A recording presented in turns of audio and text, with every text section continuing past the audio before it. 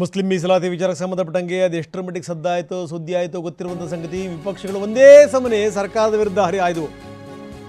ಈಗ ಈ ಮುಸ್ಲಿಂ ಓಲೈಕೆ ಆರೋಪಕ್ಕೆ ಸರ್ಕಾರ ತಣ್ಣಗಾಗಿದೆ, ಬಹಳ ಎಚ್ಚರಿಕೆಯ ಹೆಜ್ಜೆಯನ್ನು ಇಟ್ಟಿದೆ.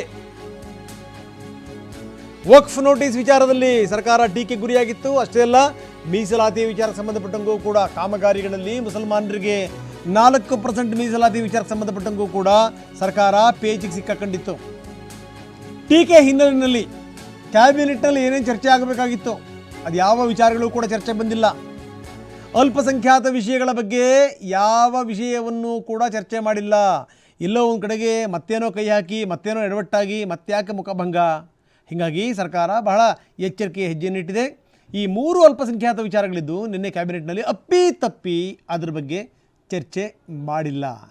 ಕಾಮಗಾರಿಗಳಲ್ಲಿ ಮುಸ್ಲಿಮರಿಗೆ 4% ಮೀಸಲಾತಿ ಅನ್ನುವಂಥ ವಿಚಾರಕ್ಕೆ ಸಂಬಂಧಪಟ್ಟಂಗೆ ಅದೊಂದು ದೊಡ್ಡ ಮಟ್ಟದಲ್ಲಿ ಟೀಕೆ ಗುರಿಯಾಗಿತ್ತು. ಹೀಗಾಗಿ ಅದರ ಸಹವಾಸವೇ ಬೇಡ ಅಂತ ಸರ್ಕಾರ ಈಗ ಎಚ್ಚೆತ್ಕೊಂಡ್ರಂಗೆ ಕಾಣ್ತಾ ಇದೆ.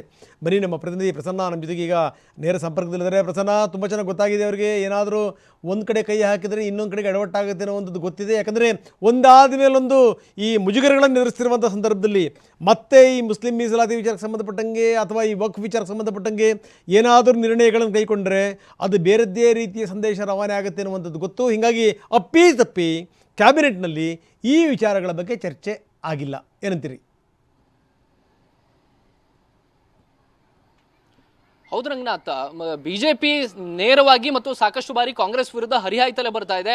ಅಲ್ಪಸಂಖ್ಯಾತರ ದೃಷ್ಟೀಕರಣವನ್ನ ಅತಿಯಾಗಿ ಮಾಡ್ತಾ ಇದೆ ಅನ್ನುವಂತಹ ಒಂದು ಆರೋಪವನ್ನ ಬಿಜೆಪಿ ಮಾಡ್ತಾ ಇದೆ. ಮತ್ತು ಅದಕ್ಕೆ ಪೂರಕವಾಗಿ ಇರೋ ರೀತಿಯಲ್ಲಿಯೇ ಕಾಂಗ್ರೆಸ್ ಕೂಡ ಒಂದಷ್ಟು ಪ್ರಮುಖವಾದಂತಹ ನಿರ್ಣಯಗಳನ್ನ ತೆಗೆದುಕೊಂಡಂತಹ ಸಂದರ್ಭದಲ್ಲಿ ಕೇವಲ ಮುಸ್ಲಿಂ ಸಮುದಾಯವನ್ನ ಓಲೈಸುವಂತಹ ಕಾರಣಕ್ಕೋಸ್ಕರವೇ ಕೆಲವೊಂದು ನಿರ್ಧಾರಗಳನ್ನ ತೆಗೆದುಕೊಳ್ಳಾಯ್ತಾ ಅನ್ನುವಂತಹ ಅನುಮಾನಗಳು ಸಾಮಾನ್ಯ ಜನರಲ್ಲಿ ಮೂಡೋದಕ್ಕೂ ಕೂಡ ಕಾರಣವಾಗಿತ್ತು. ಉಪಚುನಾವಣೆಯ ಸಂದರ್ಭದಲ್ಲಂತೂ ಅದು ನೇರವಾಗಿ ಕಾಂಗ್ರೆಸ್ಗೆ ಒಂದಷ್ಟು ಡ್ಯಾಮೇಜ್ ಅನ್ನ ಮಾಡಿದೆ. ಚುನಾವಣೆಗೆ 2 ದಿನ ಮುಂಚಿತವಾಗಿ ಮುಸ್ಲಿಮರಿಗೆ 4% ಮೀಸಲಾತಿಯನ್ನ ಸರ್ಕಾರಿ ಟೆಂಡರ್ನಲ್ಲಿ ಕಾಮಗಾರಿಗಳಲ್ಲಿ ತೆಗೆದುಕೊಡೋದಕ್ಕೆ ಸರ್ಕಾರ ನಿರ್ಧಾರ ಮಾಡಿದೆ ಅನ್ನುವಂಥ ವಿಚಾರ ಕೂಡ ಬಹಿರಂಗ ಆದಾಗ ಎಲ್ಲ ಒಂದು ಕಡೆ ಸರ್ಕಾರ ಯೂಟರ್ನ್ ಹೊಡಿತು. ಇಲ್ಲ, ಆ ಥರದ ಪ್ರಸ್ತಾವನೆಯೇ ನಮ್ಮ ಮುಂದೆ ಇಲ್ಲ ಅನ್ನುವಂಥ ಮಾತನ್ನ ಹೇಳ್ತು. ವಕ್ಫ್ ವಿಚಾರದಲ್ಲೂ ಕೂಡ ಮುಖ್ಯಮಂತ್ರಿಗಳು ಸೇರಿದಂತೆ ಸರ್ಕಾರ ಸಮರ್ಥನೆ ಮಾಡಿಕೊಂಡಂತ ರೀತಿಯ ಬಗ್ಗೆಯೂ ಕೂಡ ಸಾಕಷ್ಟು ಟೀಕೆ ಟಿಪ್ಪಣಿಗಳು ನಡೀತು.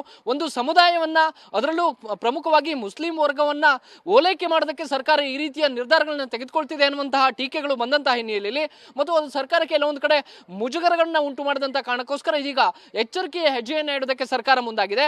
ನಿನ್ನೆ ಕ್ಯಾಬಿನೆಟ್ ಮೀಟಿಂಗ್ ನಲ್ಲಿ ಅಲ್ಪಸಂಖ್ಯಾತ ಸಮುದಾಯಕ್ಕೆ ಸೇರಿದಂತ ಪ್ರಮುಖವಂತ 3 ವಿಚಾರಗಳ ಪ್ರಸ್ತಾಪವಿತ್ತು.